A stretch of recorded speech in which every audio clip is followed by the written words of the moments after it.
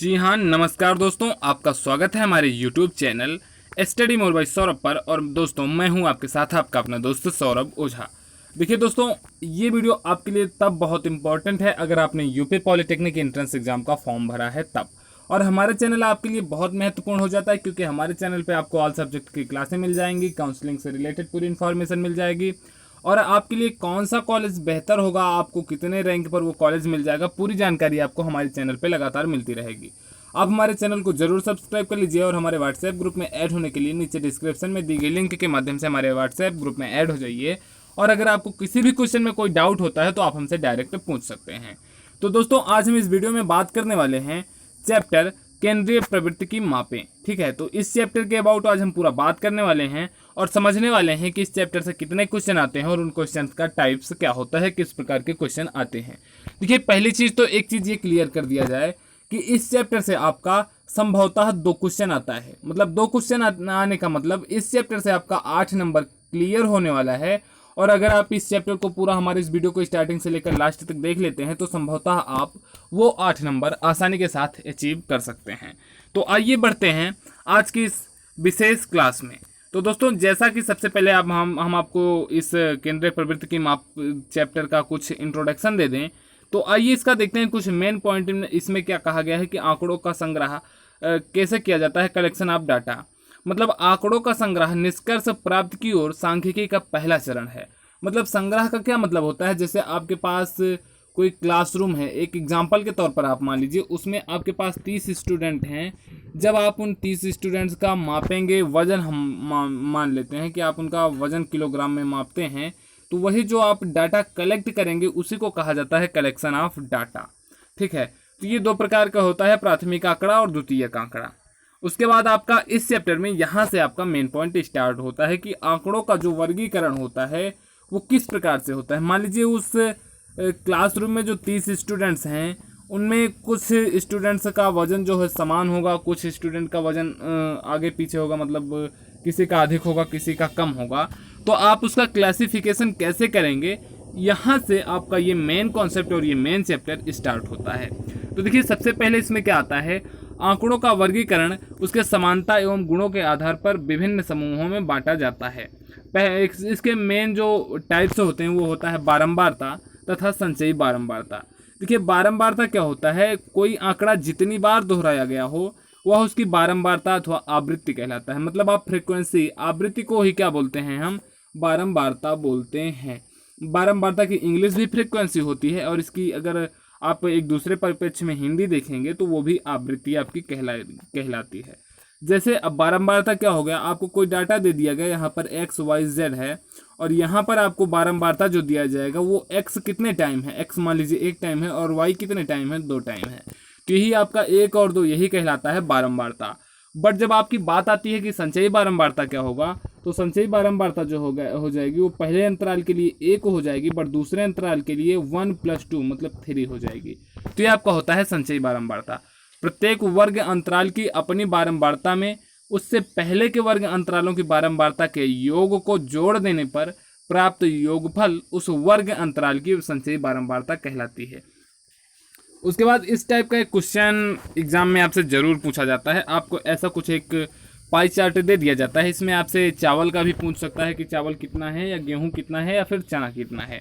तो ऐसे क्वेश्चनों को आप जब सॉल्व करेंगे तो इसका आप फार्मूला ये देख लीजिए कि वृत्त के केंद्र पर जो बना कोण होगा, मान लीजिए इसमें चावल का बना हुआ कोण आपका 160 है, तो यहाँ पर क्या हो जाएगा, जो 160 है वो 160 बराबर होगा 360 गुणे संचयी बारंबारता बटे बारंबारताओं का योग।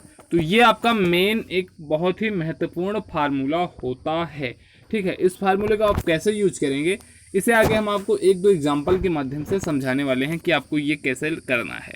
बट आपको यहाँ से इसका कॉन्सेप्ट केवल ये समझ लेना है कि जो ये चावल का, मान लीजिए हम चावल का ही मानते हैं, जो 160 अंश बनेगा ये 160 अंश बराबर होगा 360 अंश गुणे संगत बारंबारता बटे बारंबारताओं के योग के।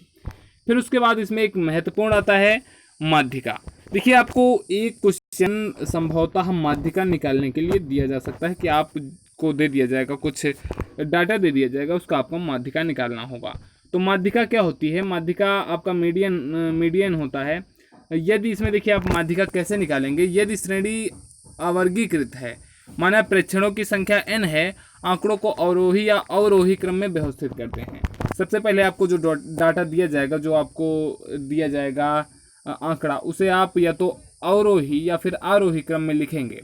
तो उसके बाद अगर उसमें जो n संख्याएं हैं, प्रेक्षणों की संख्या जो है अगर वो विषम होगा, तब आपका जो माध्यिका होगा वो n+1/2वें पद के मान के बराबर होगा। ठीक है, ये आपका हो जाता है। यदि n संख्या सम आपकी हो जाएगी तब उसके लिए आपका फार्मूला दूसरा बनता है, बट आप पहले इस फार्मूले को ध्यान दीजिए कि यदि मान लीजिए आपको जो दिया जा रहा है उसमें 1 2 3 4 दिया गया, 4 5 5, ये आपको दे दिया गया 5 नंबर।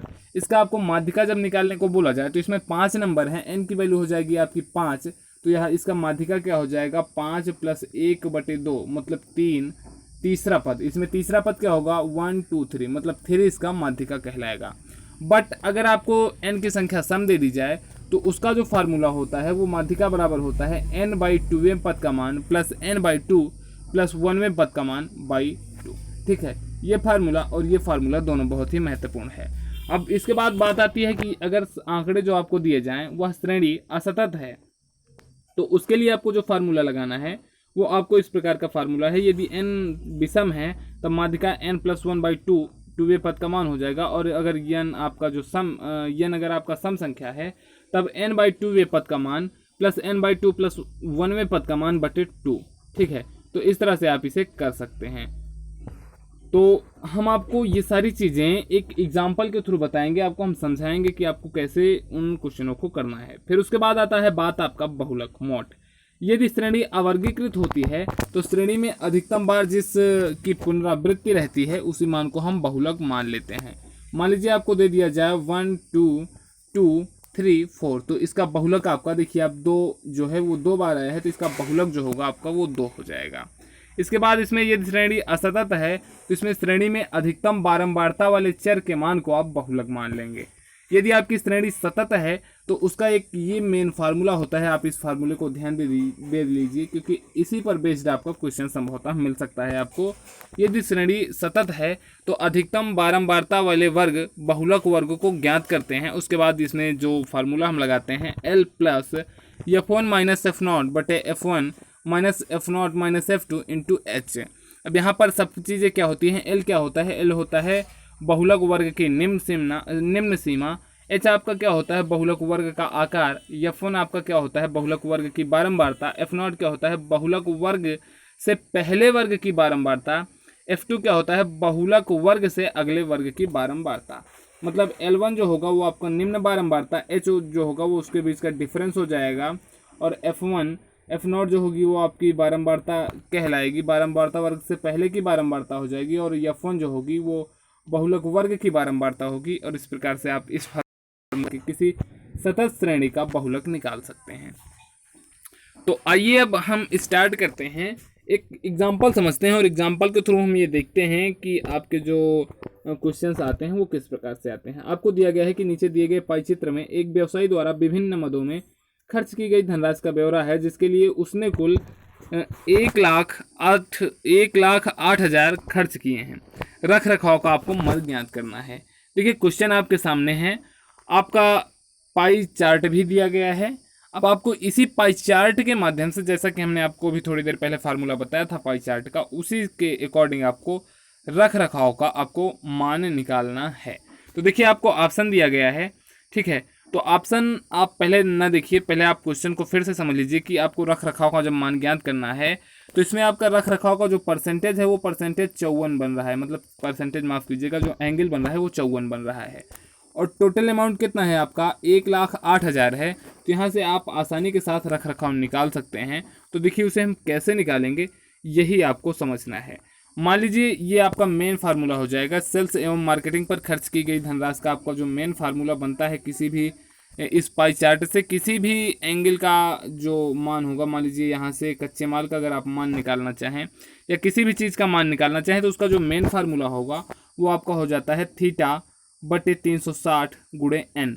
n क्या होगा आपका टोटल नंबर मतलब जो आपका 1,08,000 दिया गया है, थीटा का मतलब कितने एंगल के साथ है वो, और 360 आपका टोटली एंगल। तो यहाँ पर अगर आप देखेंगे सेल्स एवं मार्केटिंग, आप देखिए सेल्स एवं मार्केटिंग भी कितना एंगल बन रहा है, 90 डिग्री बन रहा है। तो इसका जो मान होगा वो थीटा की वैल्यू 90 इंटू 1,08,000/360, जब आप इसे सॉल्व करेंगे तो सेल्स और मार्केटिंग पर खर्च की गई धनराशि 27,000 आपकी आ जाएगी। तो क्वेश्चन में देखिए आपको निकालना है कि आपको रख रखाव का निकालना है। तो रख रखाव का निकालने के लिए आप करेंगे क्या, 54 गुणे 1,08,000/360। अब आप इसी को सॉल्व कर लीजिए, जो आपका आंसर आ जाएगा वही आपका करेक्ट ऑप्शन हो जाएगा। देखिए इसमें रख रखाव का निकाला गया है, रख रखाव की जो राशि आएगी वो आपकी हो जाएगी 16,200। ठीक है, इसमें एंगल जो होगा वो आपका 54 अंश होगा, मतलब इसका आंसर हो जाएगा ऑप्शन नंबर ए। आप इसे समझ लीजिएगा, कहीं भी डाउट होता है तो आप हमें कमेंट करके पूछ सकते हैं, या फिर आप हमारे व्हाट्सएप ग्रुप में भी ऐड होकर के पूछ सकते हैं। तो उसके बाद दूसरा आपका क्वेश्चन आता है, प्रथम 10 अभाज्य संख्याओं की आपको माध्यिका निकालनी है। ये पॉलिटेक्निक 2013 में आया हुआ क्वेश्चन है, इसलिए ये क्वेश्चन आपके लिए महत्वपूर्ण है, क्योंकि हमने बताया था कि आपको माध्यिका से एक क्वेश्चन मिल सकता है, और संभवतः वो क्वेश्चन आपको आसान भी मिल सकता है और थोड़ा सा डिफिकल्ट भी मिल सकता है। तो ऑप्शन आपके सामने है 11, 12, 13, इनमें से कोई नहीं, और प्रथम 10 अभाज्य संख्याओं की आपको माध्यिका निकालनी है। तो आइए निकालते हैं। पहले तो हम प्रथम 10 अभाज्य संख्याओं को लिख लेते हैं कि प्रथम 10 अभाज्य संख्याएं होती कौन कौन सी हैं। 2, 3, 5, 7, 11, 13, 17, 19, 23, 29। अब ये 10 हैं, तो मतलब n का मान आपका दे दिया गया है 10, और 10 क्या है आपका सम है। तो सम के लिए आप लगाएंगे ये फार्मूला, जो फार्मूला हम आपको पहले बता चुके हैं कि n/2वें पद का मान प्लस n/2 प्लस 1वें पद का मान बटे 2। तो सबसे पहले आपको जो आंकड़ा दिया जाए उसे आप बढ़ते हुए क्रम में लिख देंगे।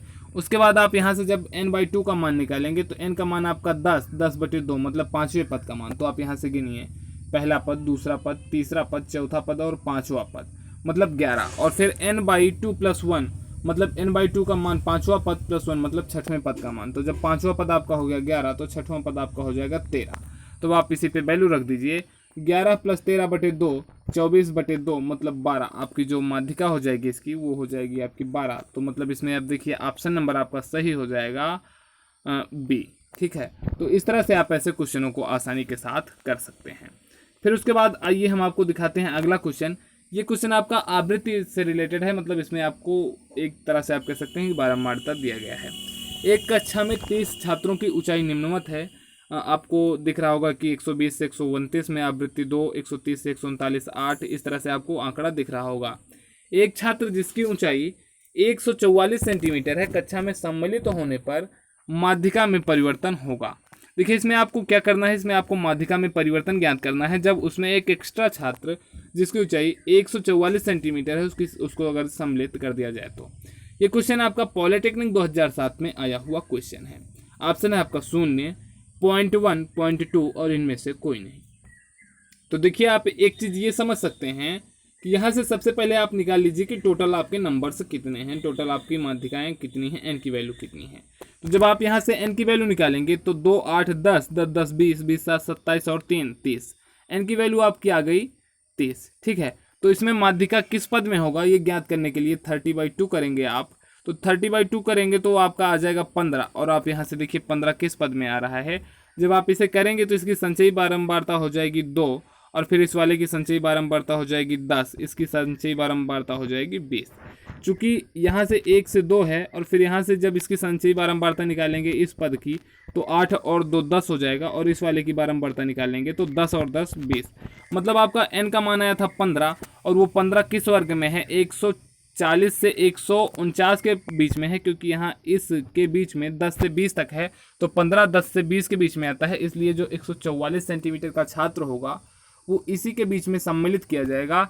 तो चूंकि ये इसी में आ रहा है इसलिए उसमें किसी भी प्रकार का कोई परिवर्तन नहीं होगा। तो उसमें परिवर्तन जो होगा आपका 0 हो जाएगा, मतलब आपका ऑप्शन नंबर ए सही हो जाएगा। यह क्वेश्चन आपके लिए इंपॉर्टेंट है, आप इसे जरूर ध्यान दे दीजिएगा।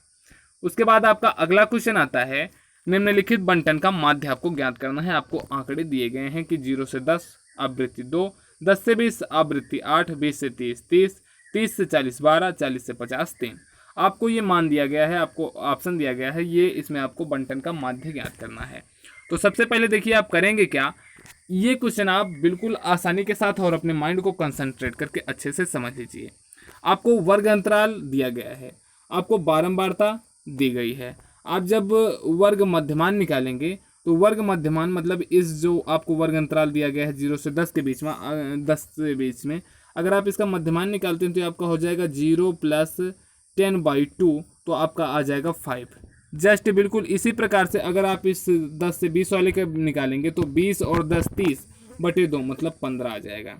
जस्ट उसी प्रकार से इसका 30 आ जाएगा, इसका 25 आ जाएगा, इसका 35 आ जाएगा और इसका 45 आ जाएगा। तो ये जब आ जाता है आपका, उसके बाद इसमें हम एक मान लेते हैं कि इसका जो मध्यमान होगा, माध्यिका होगी, माफ़ कीजिएगा, ए की वैल्यू हम मान लेते हैं, वो किसी भी आप नंबर को मान सकते हैं। आप 15 भी मान सकते हैं, 45 भी मान सकते हैं, बट इसमें 5 नंबर है तो हम संभवतः 25 को ही मान लेते हैं कि हाँ 25 हमारी ए की वैल्यू है।